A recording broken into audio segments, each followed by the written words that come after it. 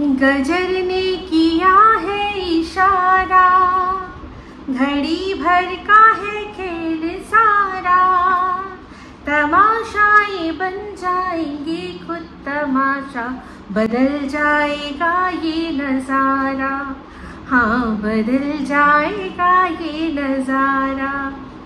गजर ने किया है इशारा, ओए ओए ओए ओए ओए ओए ओए। वेलकम टू टॉक झाल मिष्टी विद इप्सिता। আমি ইপসিতা, এখানে নো গালাগালি, নো কিস্তি, অনলি মস্তি। তো যাই হোক, আজকে এখন ভিডিওটা আমার টিমকে নিয়ে করা ছিল, কিন্তু সেটা স্টপ করে এখন একটা আর্জেন্ট ভিডিও করছি, কারণ আর্জেন্ট কিছু কথাবার্তা বলার দরকার রয়েছে। তো সেটা কি নিয়ে একটা লাইভ দেখলাম, কে করেছে না ফোকলা। তো ফোকলার সেই লাইভটার সম্পর্কে অনেক কথা বলার আছে, সেটা বলবো, কিন্তু তার আগে বলি ইমাকে দুটো চারটে কথা।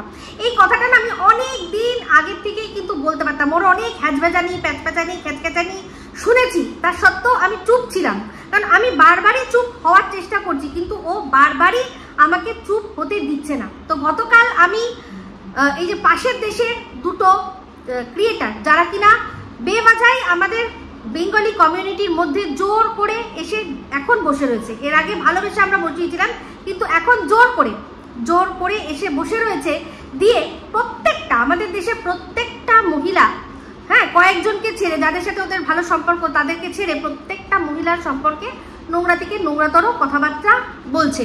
এমনকি আমাদের দেশের একটি সম্মানীয় সংগঠন, সেই সংগঠনের একজন যে নেত্রী, তার নিজের মতো করে তিনি কাজ করেন মানবাধিকার নিয়ে, তাকে পর্যন্ত টার্গেট করতে ছাড়ছে না। তো এই ম্যাডাম মানে আমাদের সঙ্গীতা ম্যাডামকেও অবশ্যই এই বিষয়টার মধ্যে আজকে আমি নিয়ে আসবো। একটা কথা বারবারই এই কিমা তার দলবল একটা কথা বলে যে সঙ্গীতা ম্যাডামকে পেয়েছিল সন্দীপ কার থ্রু দিয়ে, না এই কিমার থ্রু দিয়ে। পেয়ার না, যেরকম কিমার থ্রু দিয়ে পেয়েছিল, তেমনি কিছুদিন আগে কিন্তু কিমার জন্যই কি করেছিল ম্যাডাম, কিন্তু ওই কেসটা সন্দীপের কেসটার থেকে হাত ধুয়ে নিয়েছিল, সেটা ছেড়ে দিয়েছিল। তাহলে আলাপ করিয়ে দিয়েছিল, দিয়ে কেসের মধ্যে ইনভলভ করিয়েছিল কিমা, আবার ছাড়িয়েও দিয়েছিল কিমা। হয়ে গেছে, তো কিমার গল্প এখানে শেষ। ম্যাডাম আবার যখন ওই কেসটা হাতে নিয়েছেন, তখন দর্শকদের কথায় আর আমাদের সোনা বাবার জন্য দর্শক, শুধু তাই নয়, সন্দীপের বাবাও একটা ভিডিওর মধ্যে বলেছিলেন, সন্দীপের বাবা সন্দীপ নিজে লাইভে বলেছিলেন যে আপনি কেন সরবেন, আপনি কেন ছেড়ে দেবেন। তো যেরকম কিমা ওদেরকে উদ্ধার করার জন্য ম্যাডামের সাথে যোগাযোগ করিয়ে দিয়েছিল, তেমনি আবার মাঝপথে ওদেরকে পুরো মাঝ সমুদ্রের মধ্যে ফেলে রেখে ম্যাডামকে বলেছিল, আপনি যাও, তুমি যাও দিদি ভাই, তোমার আর প্রয়োজন নেই, তোমার এখন মাথা খারাপ হয়ে গেছে, তুমি অনেক মানুষের ভালোবাসা পেয়েছিলে, তুমি শেষ। আর ম্যাডামও বলেছিল যে এটা এবার কিমা হাতে নিয়ে নিয়েছে, ও এবার অন্য উকিলের ব্যবস্থা করবে, যা ব্যবস্থা করার করবে, আমি আর এটাতে নেই। তাহলে যে ছেড়ে দিয়েছে তখন তাহলে আর তাকে তো ম্যাডামকে নিয়ে আসার জন্য ক্রেডিট দেওয়ার দরকার নেই, আর কি প্রয়োজন আছে? নেই তো। যেমন আমারও কেসটা আমি কিন্তু অন্যকে দিয়ে মোটামুটি সাজিয়ে রেখেছিলাম, তারপর কি করলো, এই কিমা নিজে বললো বলে আমি ম্যাডামকে বললাম যে ঠিক আছে তাহলে আমি ম্যাডামের কাছেই করি, যখন ও বলছে।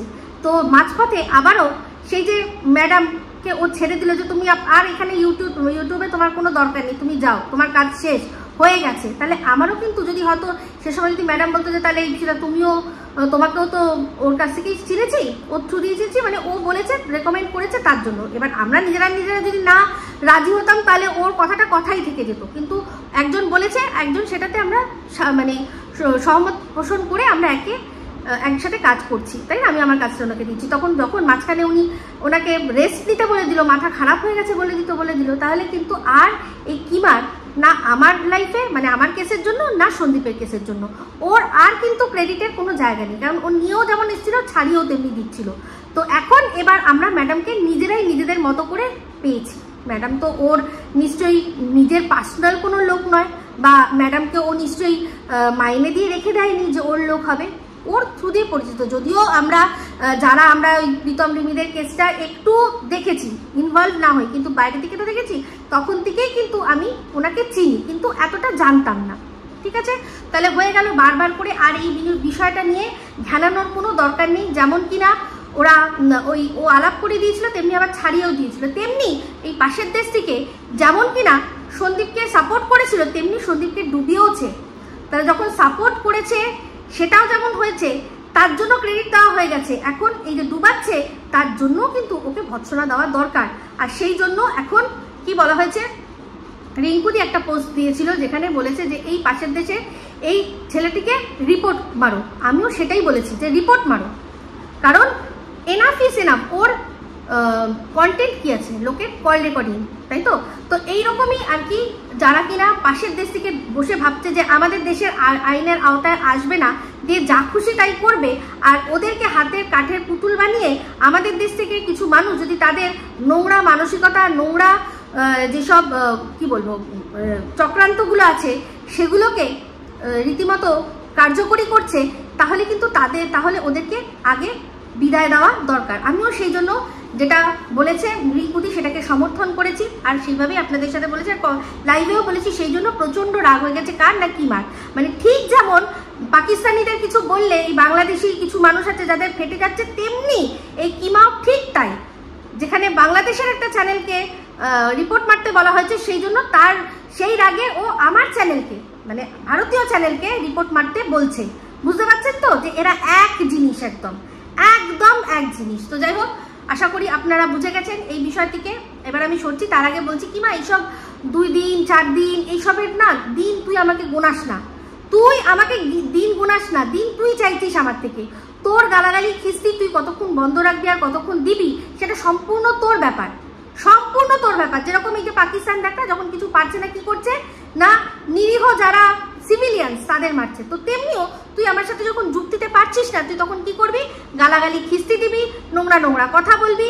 যেহেতু কোন কুক্ষণে তোকে একদিন আমি আমার ঘরে ঢুকতে দিয়েছিলাম, সেহেতু তুই এখন বানিয়ে বানিয়ে নোংরা কথা বলবি, যেটা কিনা এখন আমার গায়ে লাগছে না। কারণ আমি সেই দিনকেই বুঝতে পেরে গেছিলাম, যেদিন সন্দীপ বলেছিল যে তুমি আমাদের বাড়িতে এসেছো, বসেছো, খেয়েছো, আর তুমি যদি এখন বানিয়ে বানিয়ে মিথ্যা কথা বলো তাহলে লোকে সেটাকেই বিশ্বাস করবে।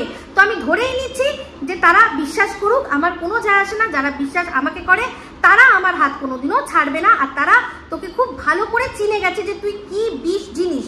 যেমন কিনা এই যে বারবার বলিস না যে সন্দীপের দিদির কথা তো একদম খুলে গেছে, সন্দীপরা কি না বেইমান, তা তেমনি তোর সম্পর্কেও যে ভবিষ্যৎবাণীটা করেছিল যে কাকে ঢুকতে দিয়েছিস ঘরে তুই তো জানিস না।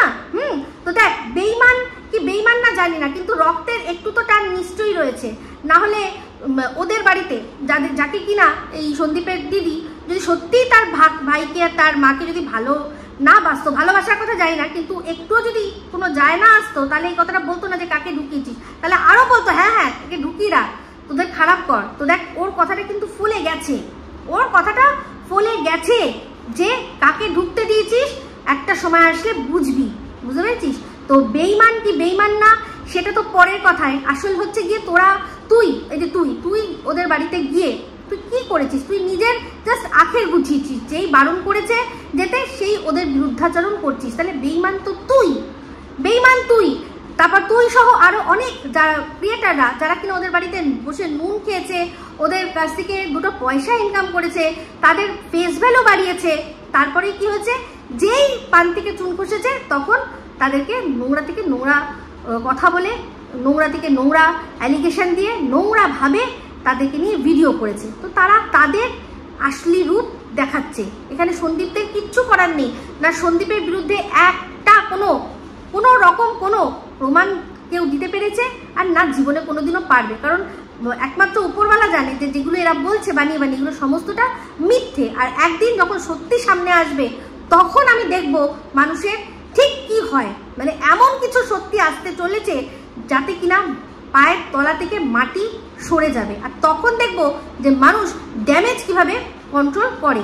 তো আমি বলেছিলাম না যে সন্দীপ কিন্তু সবসময় চুপ করে থাকবে না, সন্দীপ হয়তো এখন চুপ করে রয়েছে। সেদিনও যখন এই গয়নার কেসটা উঠলো, সন্দীপের যে তেজটা দেখলাম যে সব ঠিক আছে, ও গয়না দেবে না কোনো ব্যাপার না, কিন্তু মিথ্যে কথাটা কেন বললো?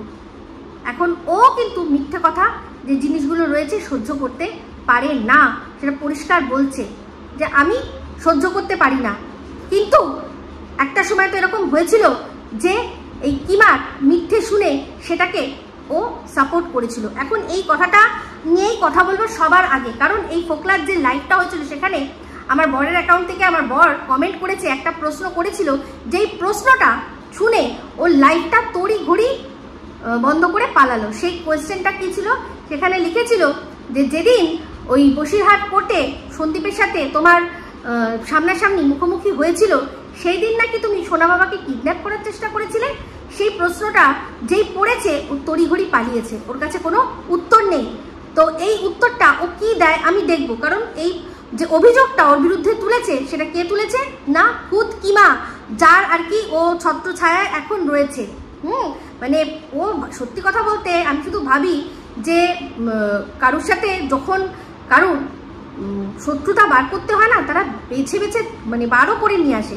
এত ক্রিয়েটার রয়েছে তাও কিন্তু ও কিমার সাথেই যোগাযোগ করলো, কারণ ও জানে যে পৃথিবীতে সবচেয়ে যদি কেউ আছে যে কিনা টিনকে দু চোখে সহ্য করতে পারে না, সেটা হচ্ছে কিমা।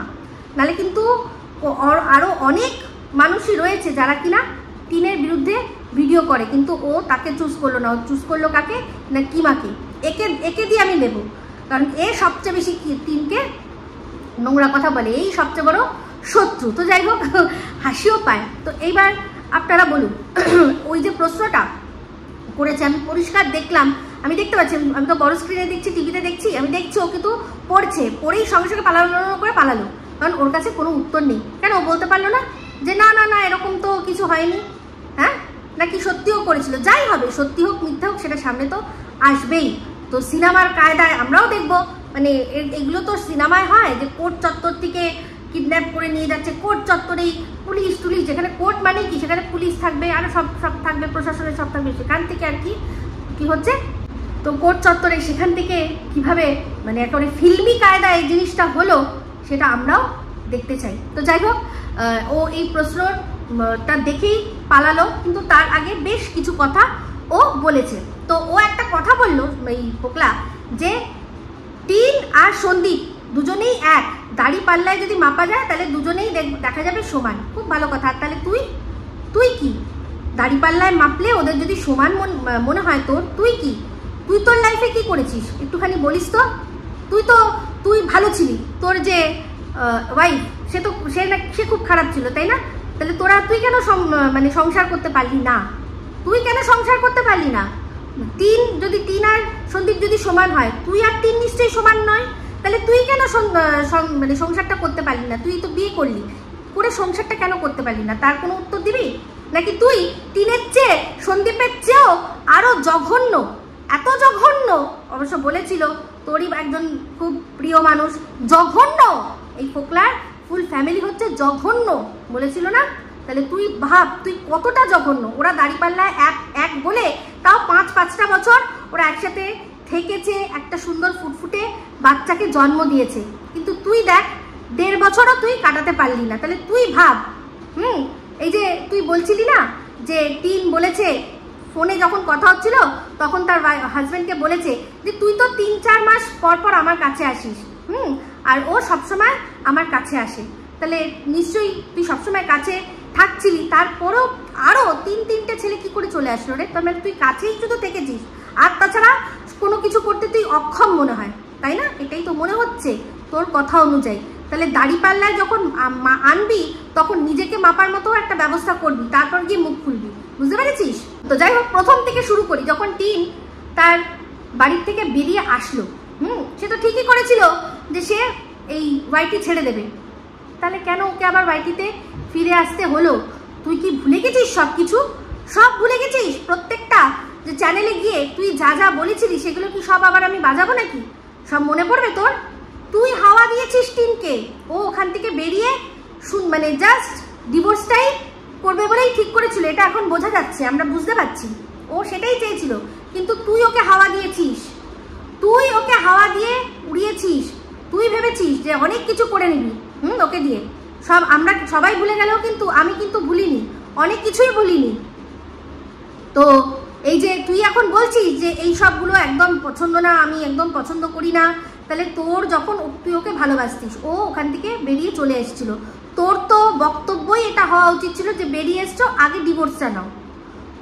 ওর পূর্ববর্তী লাইফে, তার পূর্ব সংসারে কি করেছিল, তার বর ওর সাথে কি করেছিল, তার শ্বশুর কি করেছিল, তার শাশুড়ি কি করেছিল, এইসব কপচানো না কপচিয়ে তুই তো ওকে বলতে পারতিস যে আগে ডিভোর্সটা নাও, তারপর তুমি পুরোপুরি আমার হও, তারপর যা বলার আমি বলবো, ভালো মন্দ পরে যদি বিচারও করি পরে করব।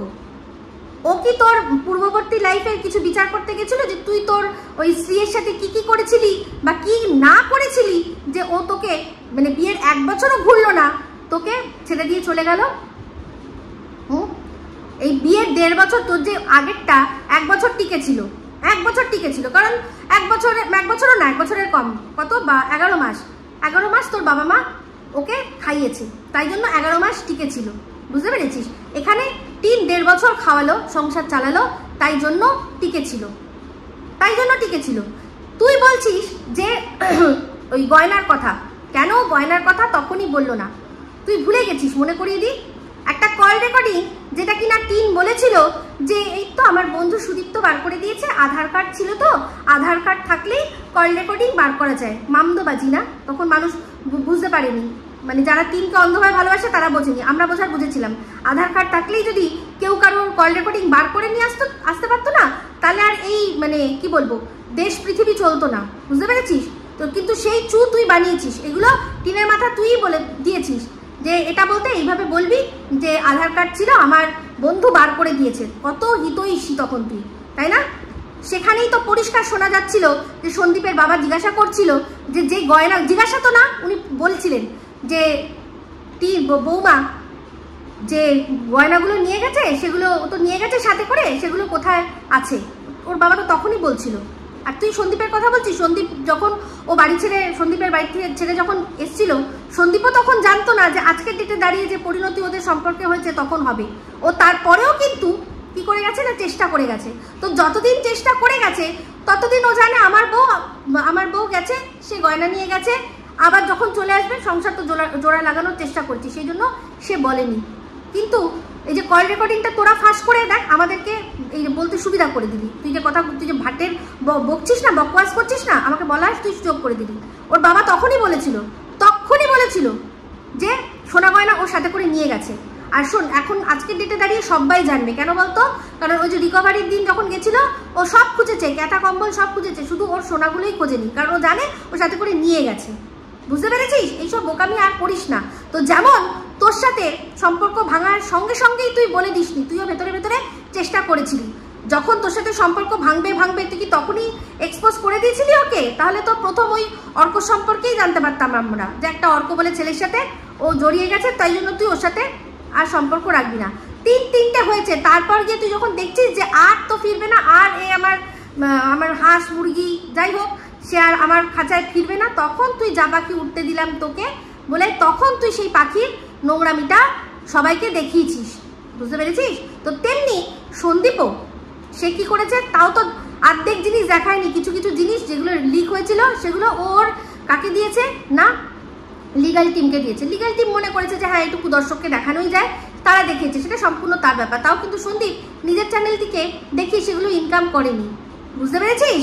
কিন্তু তুই দেখ কি অবস্থা তোর, তুই বলছিস এসবের মধ্যে তুই থাকবি না, অথচ পাশের দেশের তোর এই অবৈধ বাচ্চাটাকে, অবৈধ ছেলেটাকে তুই একটার পর একটা কি করছিস না, কল রেকর্ডিং প্রোভাইড করছিস। কেন করছিস? তোর সাথে টিনের যে বয়ফ্রেন্ড বা সোকল যাই হোক না কেন, যা কথা হয়েছিল সেগুলো পাশের দেশ থেকে তুই কেন শোনাচ্ছিস? তুই তার মধ্যে থাকবি না, তুই থানা পুলিশ কোর্ট চক্কর করবি না। প্রথম দিকে তুই হাওয়ায় উড়ালি, মনে আছে? তুই সেই ডায়লগটা ভুলে গেছিস যে এদিক ওদিক না করে, বলুন না কাকে বলেছিলি, এক ক্রিয়েটরকে বলেছিলি এদিক ওদিক কেন করছে সন্দীপ, বলুন যে এদিক ওদিক ছেড়ে ডাইরেক্ট সাপের লেজে যেন পাটা দেয়। তুই সেই সাপ, তুই হচ্ছিস গুয়ে সাপ, গুয়ে সাপগুলো হয় না রে, তুই হচ্ছিস সেই, বুঝতে পেরেছিস? তুই হচ্ছিস গুয়ে সাপ, সেই গুয়ে সাপ হয়ে তুই বলেছিলি আমার লেজে পাটা দিতে বলুন। তা সন্দীপ যেই পায়ে মানে লেজে যেই পাটা দিল, তুই তো লেজ গুটিয়ে পালালি। আরে তুই সন্দীপ ছাড় না, আমার বরের একটা প্রশ্নের উত্তর তুই দিতে পারলি না, সোজা পালালি তুই। সন্দীপ তো মানে অনেক দূর কি বাত হে। সাপের লেজে পাটা দিতে বলছিলি না তখন? তুই টিনকে হাওয়ায় উড়িয়ে তুই ওকে দিয়ে এই করেগা, হ্যান করেগা, ট্যান করেগা, 20 লাখ টাকা লুটেঙ্গা, তারপর আরো অনেক কিছু লুটেঙ্গা। আবার কি না, ওর ছেলের জন্য, টিনের ছেলের জন্য একদম কি করতে হবে না, অর্ধেক সম্পত্তি লিখে দিতে হবে। ওরে বাবা রে, আমার কত ভালোবাসার রে। আর তোর সাথে এই 1.5 বছরে থাকতে যে টাকাগুলো টিন ইনকাম করেছিল সেখান থেকে কটা নয়া পয়সা ওই বাচ্চাটার কথা ভেবে সরিয়ে রেখেছিলি রে অসভ্য জানোয়ার কোথাকার। জানোয়ার, অসভ্য। যেই ওর সাথে দেখলো সম্পর্ক আর থাকছে না, অমনি তখন পাশের দেশ থেকে কি করলো না 3-3টে ছেলের সাথে ওর সম্পর্ক জুড়িয়ে দিল। ও আবার ভালোবাসার কথা বলতে আসে। জুতিয়ে তোর মুখ লম্বা তোর বাড়িতে গিয়ে করতে পারি, তুই জানিস না আমাকে, বুঝতে পেরেছিস? তুই এর আগেও ওই মেয়েটিকে, ওই যে শ্রী, তার জন্য কি করেছিলি না লিখে রেখেছিলি, একটা চিঠি লিখে রেখে দিয়েছিলি প্রমাণস্বরূপ।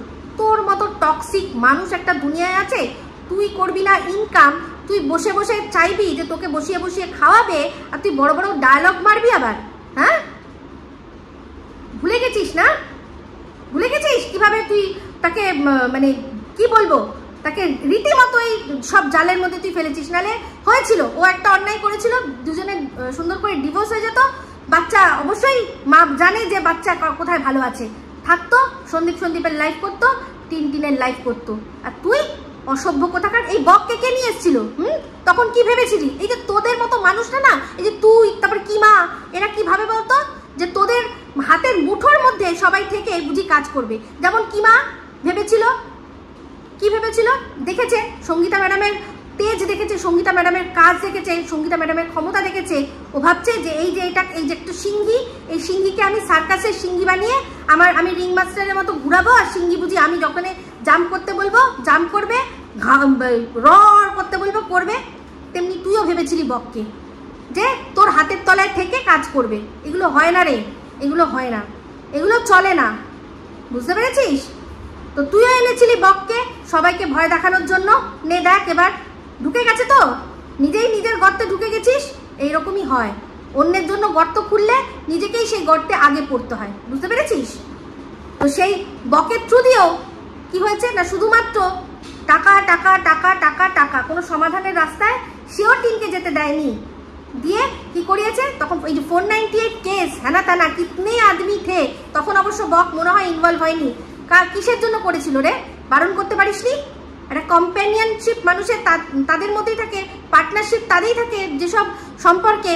এই যে আমাকে দেখ না, 25th ইয়ার রানিং আমার বিয়ের, তারও কত আগের থেকে আলাপ পরিচয়। তো এখানে কি হয় বলতো, যে কম্প্যানিয়নশিপ এখানেই হয় যে আমি যদি কোনো ভুল করি আমাকে আমার পার্টনার আটকাবে, আমার পার্টনারের ভুল দেখলে আমি তাকে আটকাবো। এইভাবেই মানুষের জীবন চলে, বুঝতে পেরেছিস? জানোয়ার কোথাকার। দিনের পর দিন ওকে দিয়ে মানে হাওয়ায় দিয়ে হাওয়া খাইয়ে তার টাকাগুলো শুধু জলের মানে দিয়েছে।